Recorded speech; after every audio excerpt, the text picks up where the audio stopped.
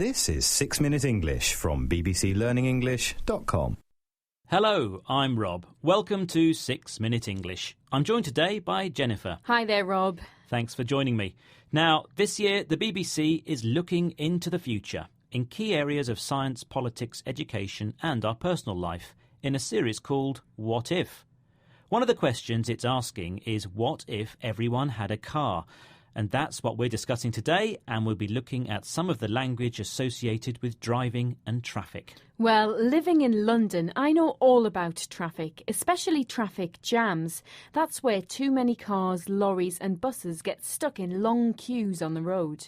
Yes, they're stuck together, just like jam.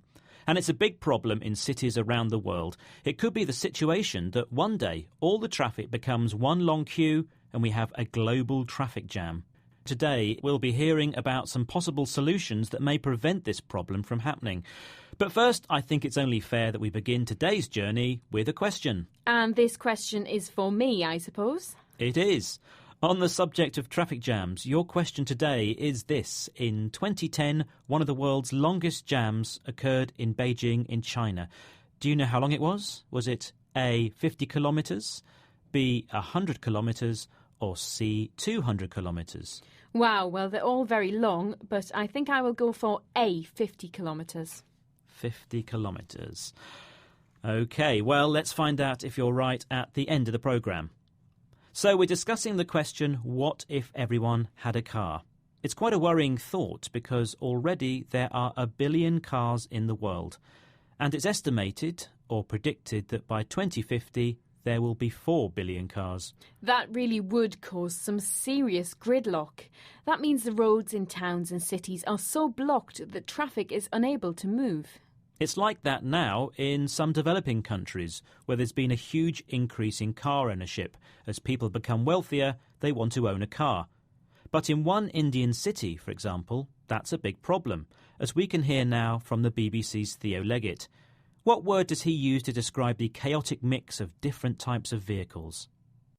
This is Mumbai, the commercial capital of India, a fast-growing city and a potent symbol of India's recent economic success. But it has a problem. Or to be more precise, it has 1.8 million problems. That's how many motor vehicles there are here. A maelstrom of cars, lorries, auto rickshaws and motorbikes, all crammed into roads which simply can't cope with this much traffic. That's Theo Leggett in Mumbai, a city which he describes as a potent symbol, a powerful symbol of India's economic success. But that success has come at a price. In other words, there's a negative side to the story. Yes, the traffic, which he describes as a maelstrom. So a confusing, chaotic mix of vehicles which are crammed, bumper to bumper, so squeezed closely together in the city streets. So, when the commuters start their journeys or get behind the wheel in the morning rush hour, that's the busiest time of day, they could spend hours just trying to make a relatively short journey to work. Well, I think it would be quicker to walk. That's certainly a good option in London, where researchers found that traffic is slower now than it was 100 years ago. So, is this the end of the road for cars? You mean, will we stop using them? I think not. And Bjorn Lundborg, director of Copenhagen Consensus Centre, agrees.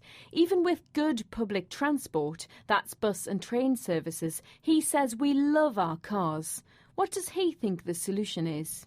The solution is not, as many would like it to be, to cut back on cars because people want cars. The solution will have to be technological, to find smart ways of getting less polluting cars and cars that can pack much tighter and get much more efficiently around town. Right, so the solution is technological. Better technology to make cars less gas guzzling, so using less fuel, which causes less pollution, and they need to be smaller too. Yes, one company is already designing an MIT city car which actually folds. Another is designing a thinner car with 2 wheels, like a motorbike but more stable.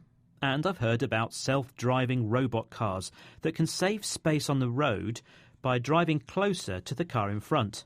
All very clever ideas. But there's one thing you can't change, and that's the driver.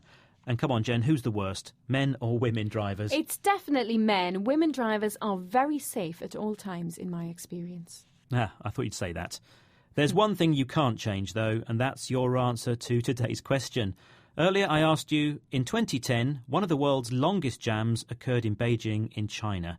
Do you know how long it was? Was it A, 50 kilometres, B, 100 kilometres, or C, 200 kilometres? And I guessed A, 50 kilometres.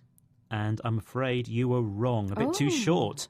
This traffic jam was 100 kilometres long. It happened on the Beijing to Tibet Expressway and it lasted 12 days. OK, Jennifer, before we go, could you remind us of some of the words we learned today? Yes, we heard traffic jams, gridlock, a maelstrom, bumper to bumper, get behind the wheel, the infrastructure, the end of the road, gas guzzling. Thanks, Jennifer. Well, that's it for today. Please join us again soon for 6 Minute English from BBC Learning English. Bye. Bye. That was 6 Minute English from BBC Learning English.